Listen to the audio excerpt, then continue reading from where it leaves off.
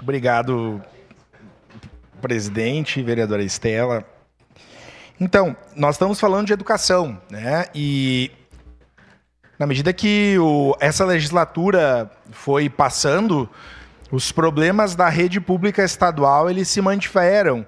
E os esforços, me parece que foram poucos, para que efetivamente fossem resolvidos na questão de infraestrutura e tantos outros.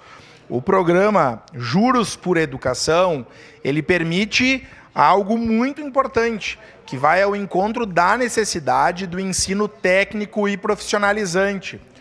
Imagine, vereador Velocino, se nós conseguíssemos, nas escolas estaduais dos nossos distritos, ofertar aos estudantes ensino técnico profissionalizante em técnico agrícola, por exemplo.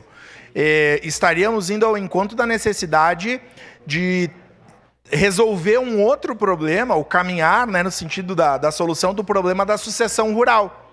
Vamos pensar lá na Vila Cristina, em Galópolis e em outros distritos da nossa cidade. Se os jovens que estudam, fazem o ensino médio nos distritos, tivessem um técnico relacionado a alguma das atividades agrícolas potentes dessa região, seria uma forma de que eles lá permanecessem.